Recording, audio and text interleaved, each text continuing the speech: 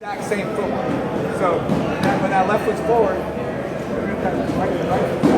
just match your board footwork. Use almost the same footwork that you normally do. Same tricks that we talked about, lateraling off, moving off. Or try to disguise that lead hand. Like put it away, put it back here so they don't know what effect the range is. Yeah.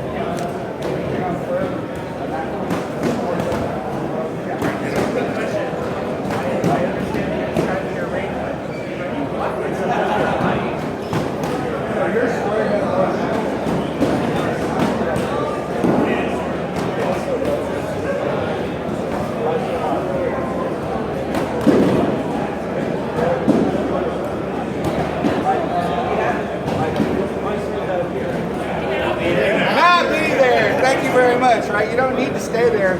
You don't need to like block strike is a good drill, but here's the problem with it. If you get in the habit of I'm gonna block and strike, you're like, oh block, now I'm gonna strike it, now I'm going to block it, right? I would prefer almost to never have to block, right? I'd rather dodge. Right? So I'll step away from it. That's just my theory on it, but you know, some people are very good at like I'm gonna try to block it.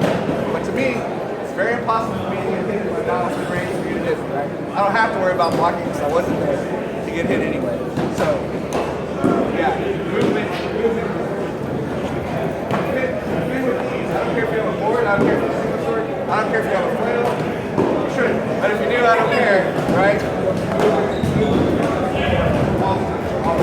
Get positions that are comfortable. Don't stand in the dead zone unless you're very confident that your defense is significantly better than their offense. Then do what you want. Also, you don't need my help to kill those people. You'll be able to do that. Before we move on from range control, any questions about range control? We're going to fit some range control into openers as well, but that's kind of a... so talking about the person steps in, there's space for the board. But that's sometimes if they're a model, which is the second shot. Are there any other things that you can do for lateral? Are there like visual cues on that sideways now?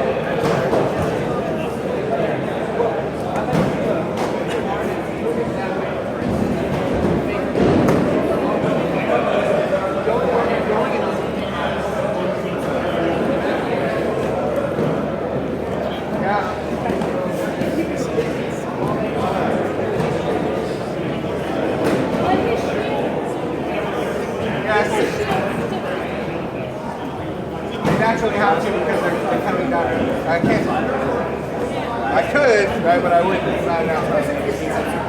So I go this way, that direction. Sometimes a lot of people go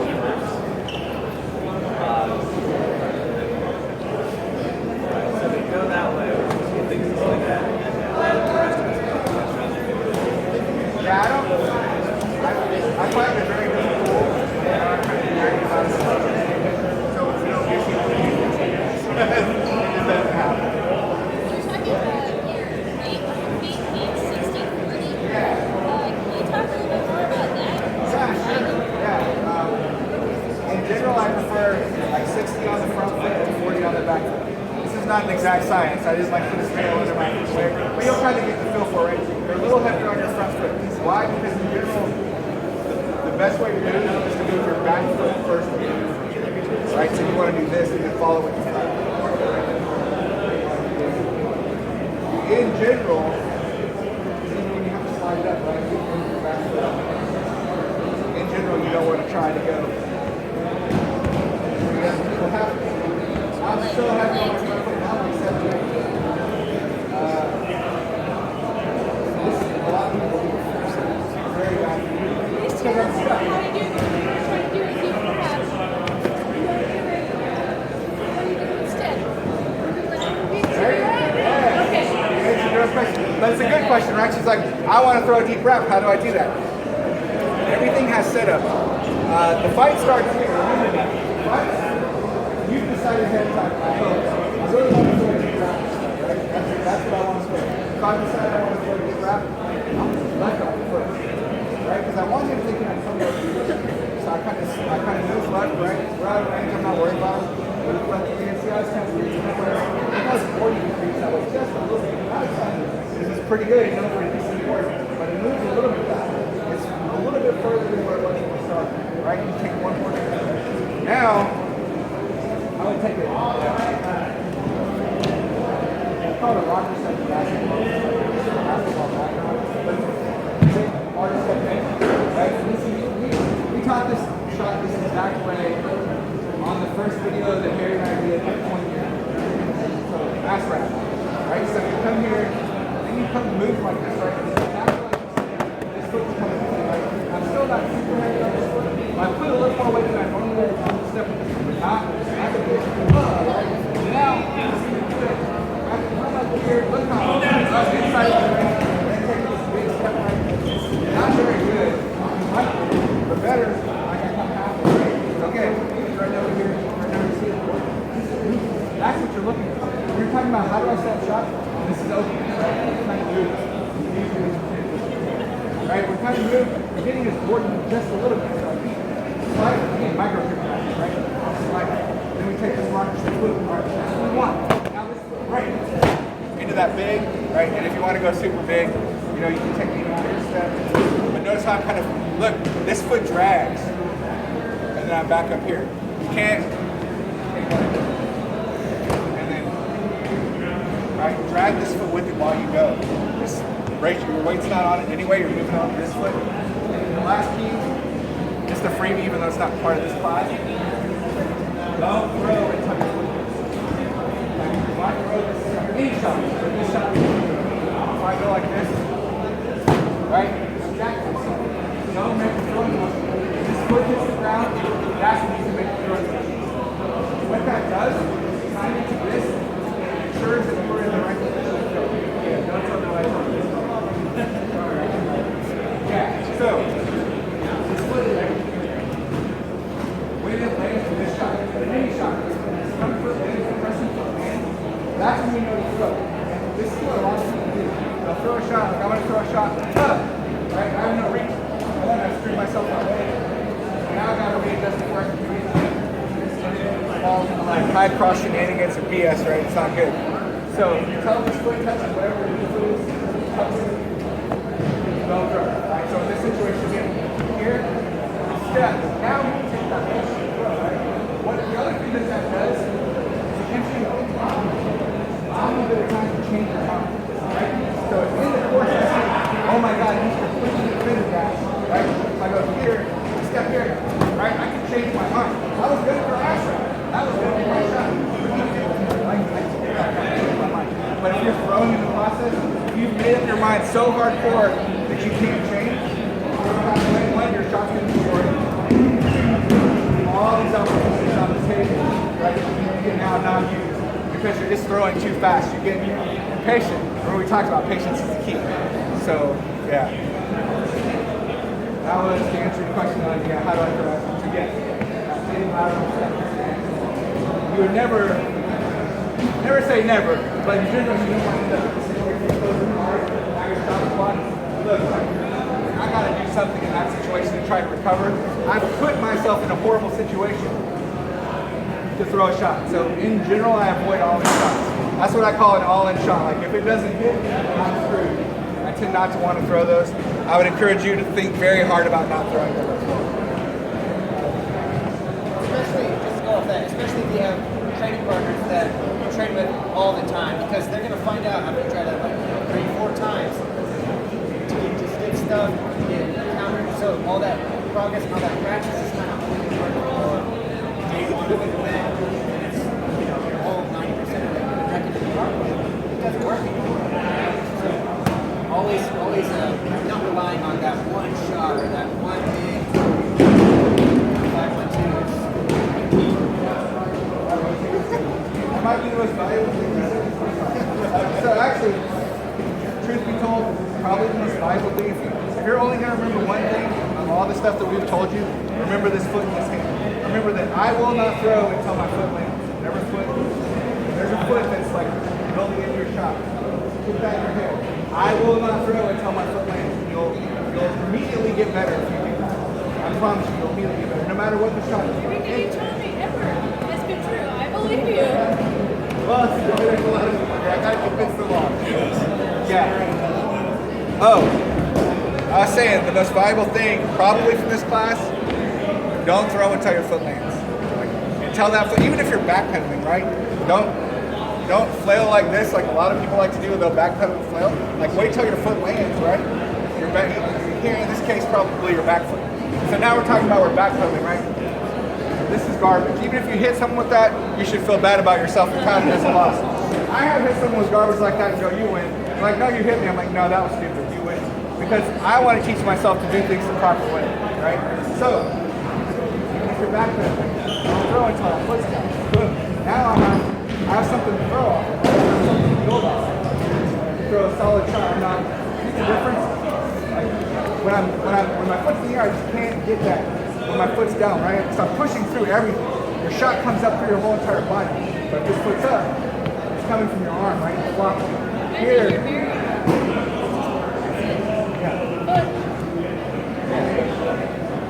You can't spin until your foot's on the ground anyway. So that's, well, you can, but usually you shouldn't, just like everything else. Okay, so. Thank you, man. Yeah, but you should. Yeah. All right, so openers. Now we talked about how to get in the situations you want to get in, right? You basically should understand how I'm going to get into long range. I'm going to get into medium range, although I'm not the biggest fan of that. I'm a bigger fan of that. I shouldn't say I'm not a big fan of getting into medium range. I'm a big fan of just hanging out there. So if you have a plan, get to medium range, execute your plan, and then like reassess, right? If my plan is I'm gonna throw like, you know, double sword side, double shield side, right? I'm gonna throw a double shield side. I need to get to medium range to do that. That's real. You can maybe open the long range, but right? I throw here, throw long, right? Like, okay, because now you have no plan, you're staying in medium. Now you can execute this. Reassess what you want to do. That's what we control forward to me. So you can generally have maybe 3 or 4 steps planned out, and then after that, like it just gets confusing, right? You can't plan the whole fight out in your head. It's different. You can plan out 3 or 4 steps. Once that doesn't happen, like use movement to get back to where you can start reassessing. Again, though, when an opening presents itself, talked about how you can capitalize on it, right? I'm not saying you don't do that. What I'm saying is don't just hang on your head and be like, okay, now I can get back into chaining behind crosses, right? You don't want to do that. I can get back to like throwing and hoping. We don't like the spray and pray mentality, right? That's what we don't like. I think it's a sloppy way to fight. It's a wishful thinking way of fighting. You're not really controlling something, you're just kind of throwing and hoping. That's something I'm particularly fond of myself. That's why I say don't hang out medium range. Short range, unless you know you dominate the short range, the case. I wouldn't hang out in there either. Like execute what you're going to do and then get back to maximum and reassess what you want to do after that. Because then you're using this to fight, right? This is a very powerful weapon when you start using it. You don't use it, it's no help at all, right? Okay, opener. We'll do it the same way we did. I guess we'll go long, medium, and short.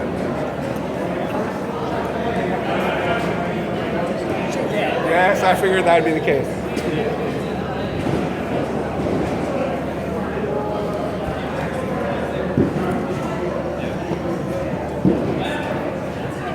So I'm saying I'm trying to get to that as always. I'm going to be using, or from long range even, right here, using these lateral steps, right? And openers are probably going to be around on this side, right? If they're more not. If they're better, they're going to recognize that and not really react to these like, oh, I'm going to hit you. They're going to know, well, that's a fake. I don't have to worry about that. Also, I'm not going to move it all because that's what you want. So in doing that, getting this close, no matter what, I can hit James from here. And take that step to the right. That's even better. Getting under. So opening them up. On this side. If you sort foot forward, it's going to be a lot easier. You can kind of combo off going up top and then down. You can kind of get out of the way, which makes it go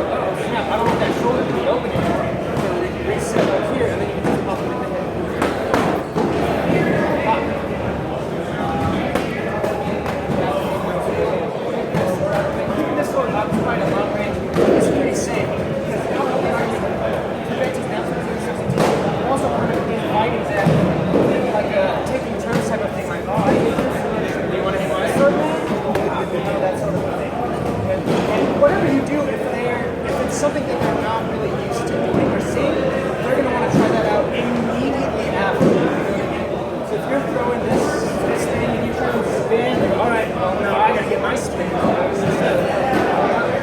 they're gonna try to do that. So if you're this stuff, we're gonna try and mess those up. So it's gonna get kind of shape.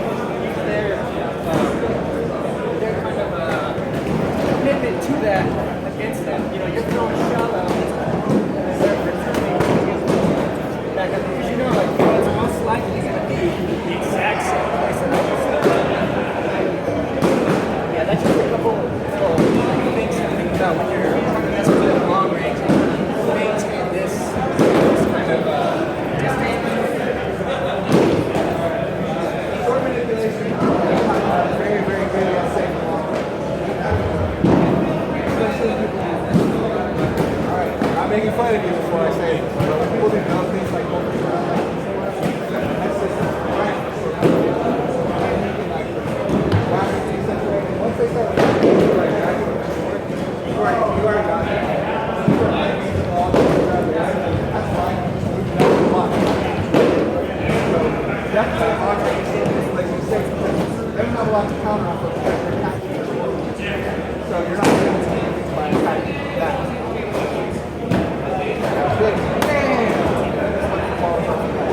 I would take it.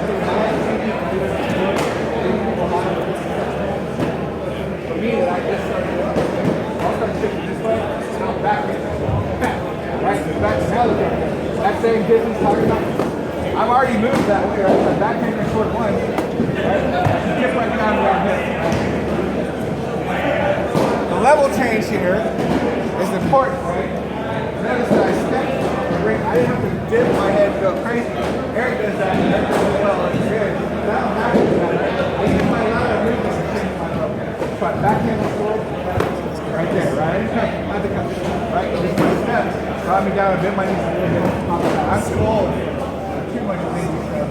5 and 2. Not that too, right? Backhand that, right? How about that?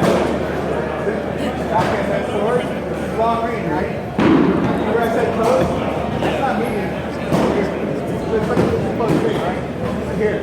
Backhand is so flat. Then you go react. Back. Right? So backhand forward manipulation. Right hand forward manipulation. Right hand come back. More often than not, come back over. Right. Exactly. Right hand is like so. Right hand.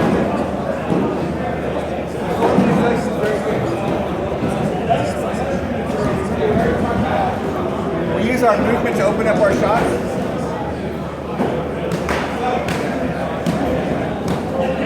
Notice that throughout this whole thing, whatever side we actually want to hit, we're moving the other way, right?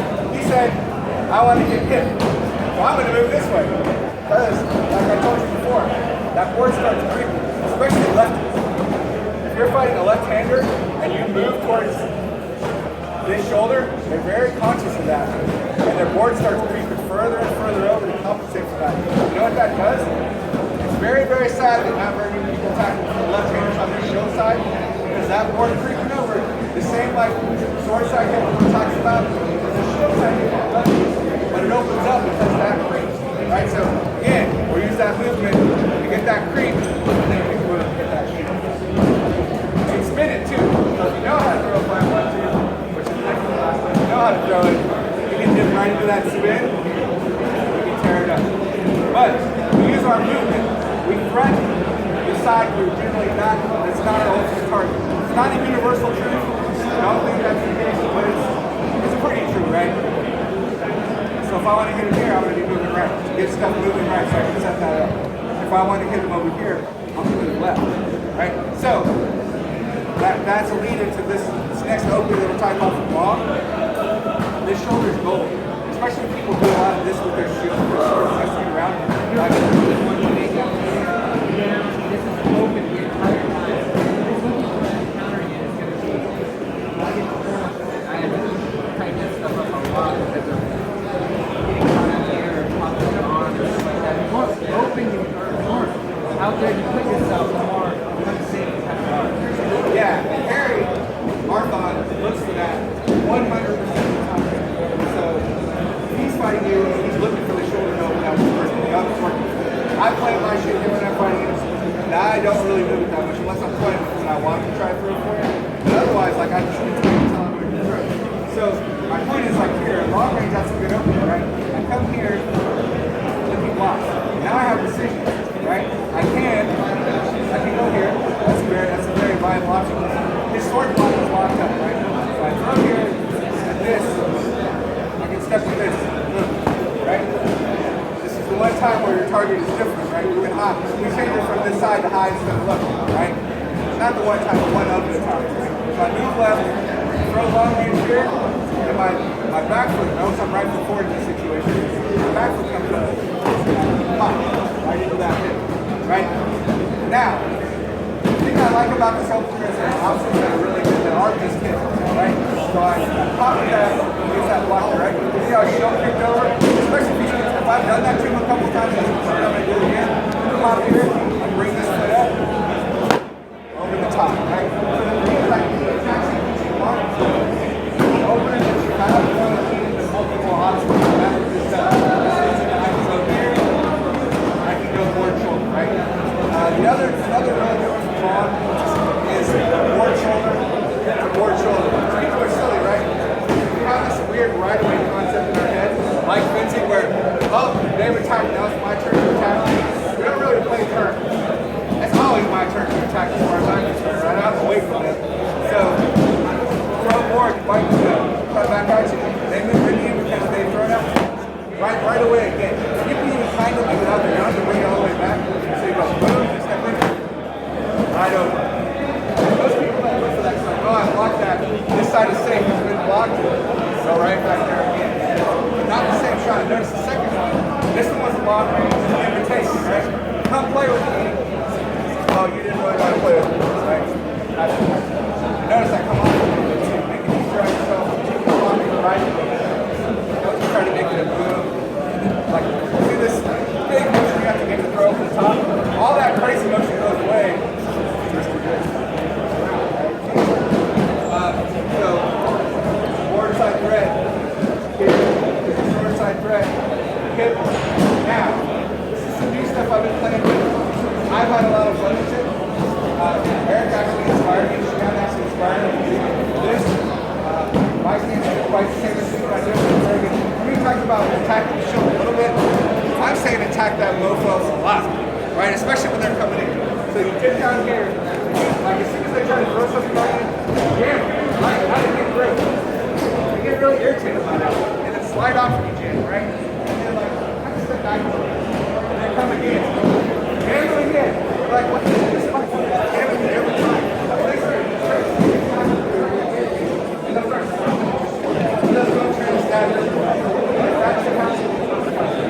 Especially when you throw that jam and they look how they tighten up for it.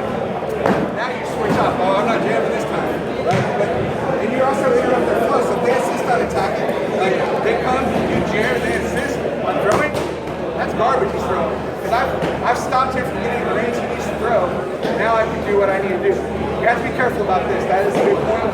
Generally how I do that is when I told you step right when you do it. Yeah, he's really having to reach. Right? And I can see this right here. I would skin for that like the minute that shot came and dip out of there. But I'm just saying, like jam them on their way in, or if you want to be offensive about it, jam them on your way in, right? Come in, jam them. Right? See how that dips over? See how that dip like that? Right off of that. Jam, boom. Right? And then fake a jam. Look how it tightens up. Now there's places you can go. Here we can go right back here. We can take a step and we can go over here. We can take a step and we can go around here. Because he's gone, oh, I'm going to he's not moving his board. He's trying to that's some Bruce Lee shit right there. It's like the way to intersect with this. He does this on pop. That's what we're doing here. He's like, pop. Like, seriously, I thought this whole thing was awful stuff. Eric does, like the way he lives, the way he's down here fighting the board. And that's what I think I'm telling you. You got to jam this rubber. I want to not do what they think they're going to do. And then all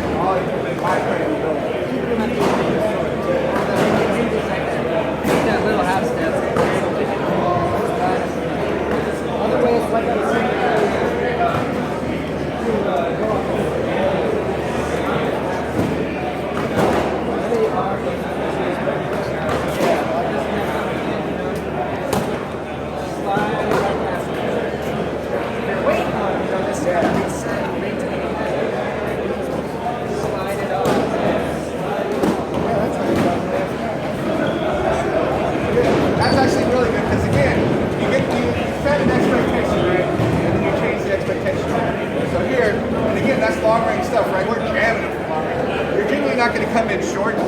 Like that's too dangerous. Like it's not a good spot to do it from. Long range is really the ideal spot to do that for. Maybe a little bit medium, but you don't want to do it like too much. If you do a flow, just be very, very careful with your hands and your shoulder because like you don't have this beautiful board to protect you, so you got to be careful with it covering up. But that same stance we talked about earlier, and I've done a lot of this actually. Right, left foot, right foot. I jam with this hand, right? He comes like that. Yeah, that's you wait. You see that hand move?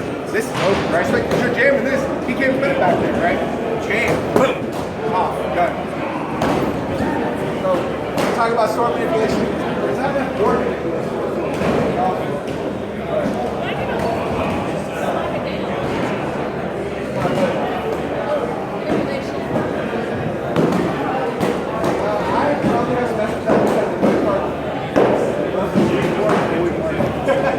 But like every one sometimes I do that because sometimes I have to tell them no. I didn't touch you. You can, do that. You can make. You have to be careful not to get head if you do this. You can make this down. Just open up the long range hard. Very hard. Just sometimes it's really harder.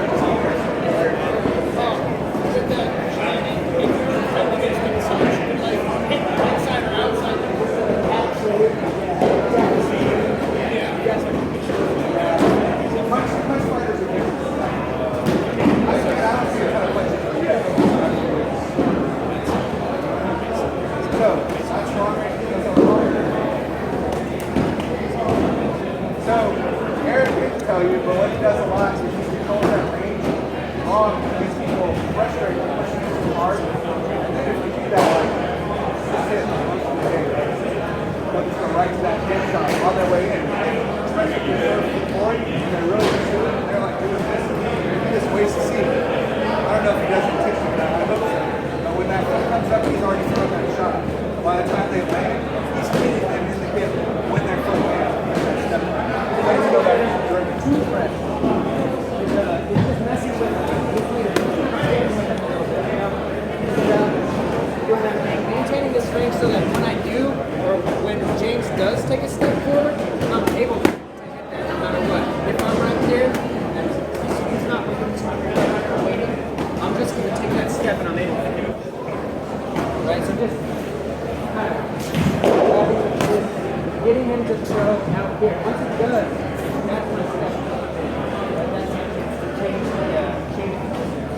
It's getting him to kind of commit on really something that he doesn't really want. Like that's not his game plan. To interact with this right here, right off the bat. I'm just messing with it. He's not thinking about all this. He's thinking, wow, this is how I can do this. Do the thing where someone just whack that. So once he does, try to whack it. Or usually I'm replacing where this was with my shield and coming down to that. Yep. Alright, so that's long. Again, a lot of what we're talking about in long really honestly ends in medium. Like the finishers end in medium. In one case, I think it really ends in short. The double over the board is probably a short range medium. But the opener's from long.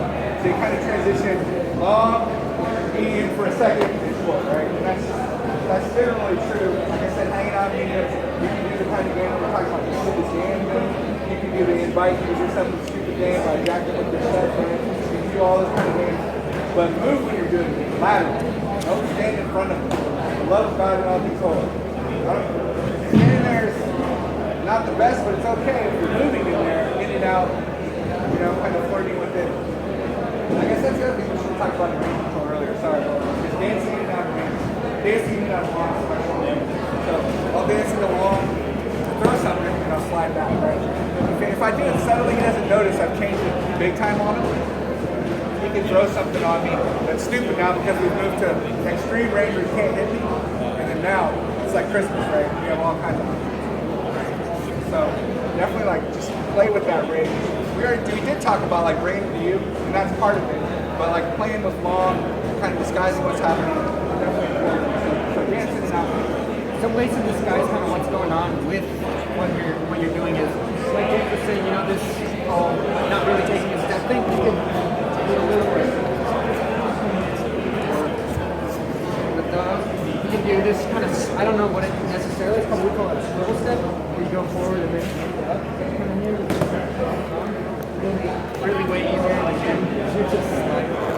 this swivel step is disguising that you're gonna come down here and really you're up.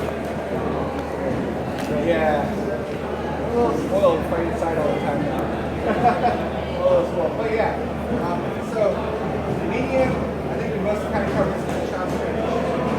And you know, the jam thing I think is very big. Take that. You know, if you play with that and you like that, let me know. It's something I'm developing. It works really well, but I want to see if it works really well for everyone and not just me. So let me know how that works for me for sure. But when I say jam, I mean jam. Like don't be soft about it. And if they move their board and you stab them, then you don't need to do it. It's part of the play, right? So that's fine. Notice we didn't do top side. I don't really jam with the top side too much. It's not too much. It's more at the bottom because you want to stop their movement. Top doesn't necessarily stop their movement. The other thing it kind of does, which annoys them slightly, is it puts their shield up into their chin, right? That's their equipment, not my fault, right? Just don't do it. Don't like try to maliciously do that. Like don't do that kind of thing. Like bam, try to hit it up into their chin. So it hits their chin a little bit, you know. Fine. All right, so short. Again, maybe we'll do a little bit of interactive eventually. It's kind of because of the space we have and how many we have, but there's drills. Factual too. And if you're a floor team, put your swords, you stay back, your swords have to touch their board.